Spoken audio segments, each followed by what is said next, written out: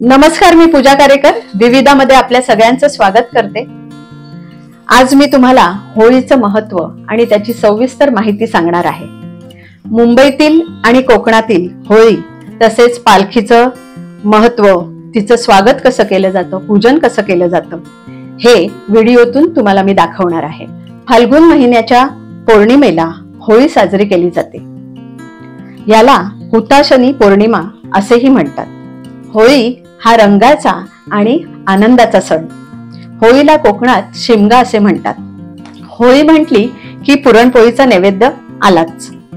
दुसऱ्या दिवशी धुलीवंदन म्हणजे रंगपंचमी खेळली जाते। होळीमध्ये दुःख, चिंता, पीडा यांचं दहन केलं जातं। म्हणजेच दृष्ट प्रवृत्ती, अमंगल विचार, नकारात्मक गोष्टी सोडून द्याव्यात असा संदेश यातून दिला जातो। हा सण भारताच्या अनेक प्रांतात साजरा केला जातो। प्रत्येकाचं स्वरूप हे तिथल्या भौगोलिक, सामाजिक, सांस्कृतिक प्रथांवर अवलंबून असते। वसंत ऋतूचे स्वागत करण्यासाठी हा सण साजरा केला जातो।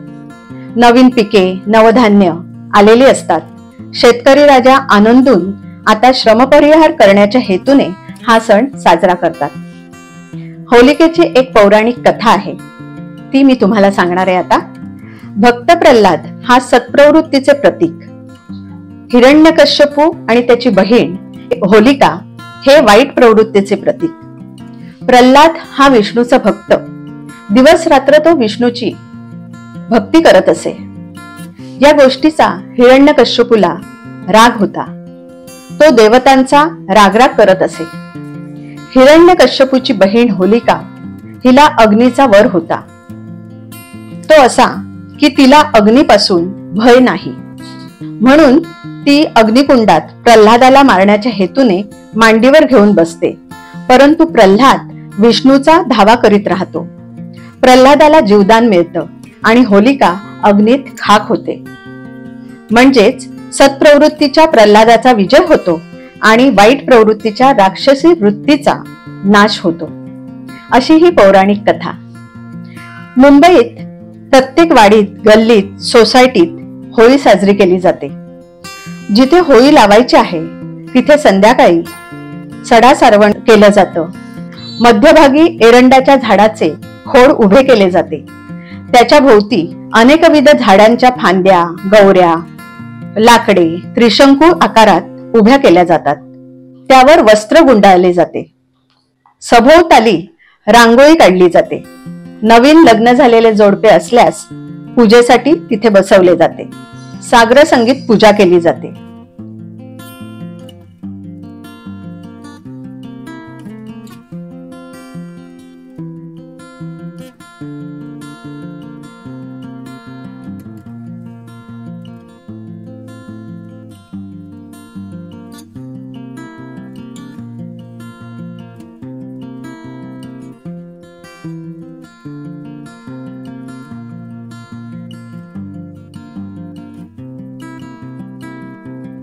पुरणपोळीचा नैवेद्य अर्पण केला जातो।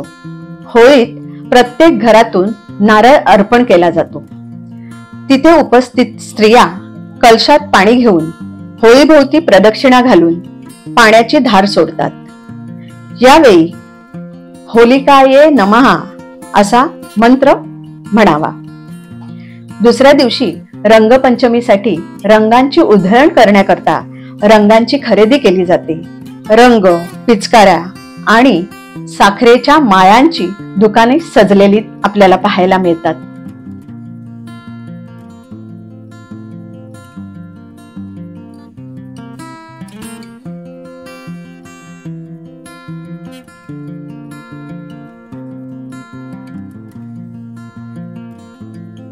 घरातील लहान बालकांना रंग लावून साखरेची माळ गळ्यात घातली जाते।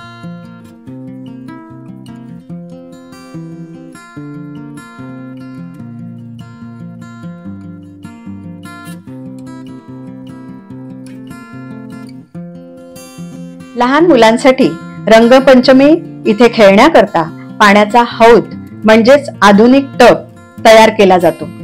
त्यात लहान मुले स्वच्छंदपणे पाण्यात खेळतात।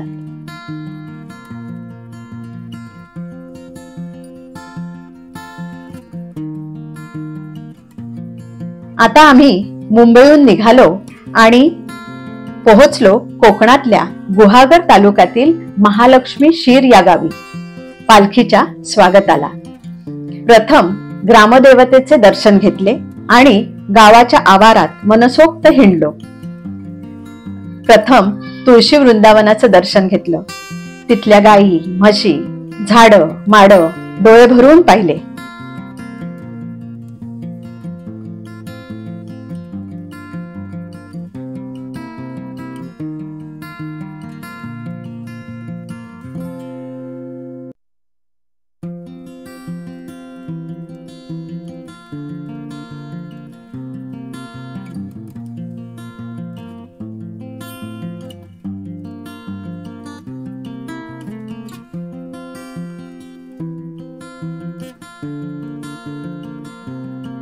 नंतर पालखीच्या स्वागतासाठी घर आवरून, सडा सारवण करून, रांगोळ्या काढून, पूजेचे साहित्य अशी जय्यत तयारी करून पालखीची वाट पाहतच होतो. तेवढ्यात पालखीचे भोई आणि गावातील इतर मंडळी पालखी घेऊन आलीच.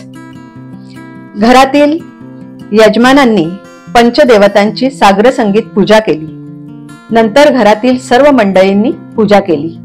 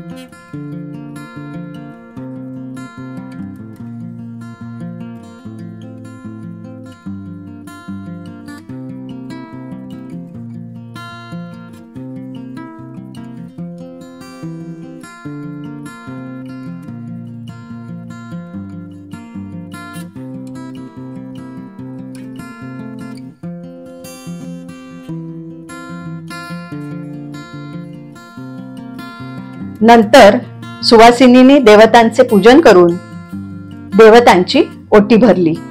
महालक्ष्मी, रवळनाथ, वाघजाय, खेम, मानाई, रडवाई अशा ह्या 5 देवता.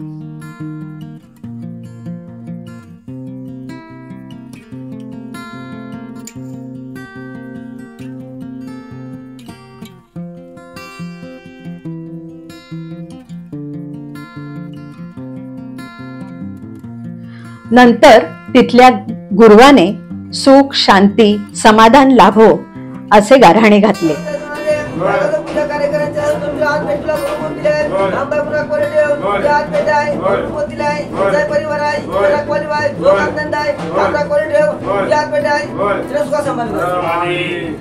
तिथे पालखी घेऊन येणाऱ्या सर्वांना प्रसाद, दक्षिणा, पानसुपारी देऊ केली. आता पालखी कशी नाचवतात ते पाहूया.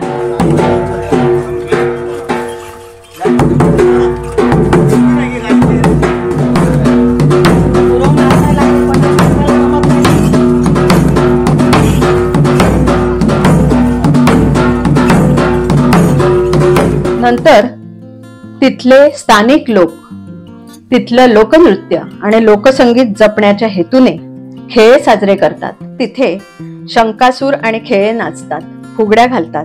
ते खेळे कसे नाचतात ते पाहूया.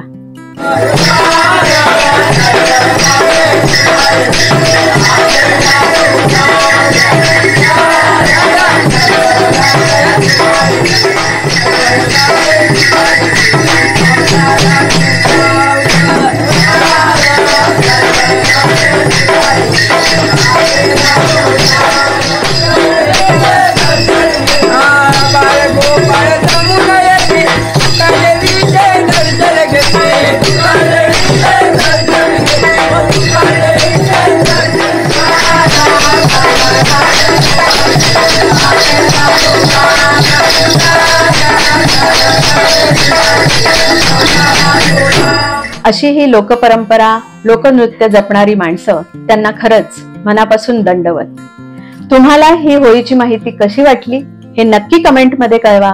लाईक करा, शेअर करा आणि सबस्क्राईब करा. धन्यवाद.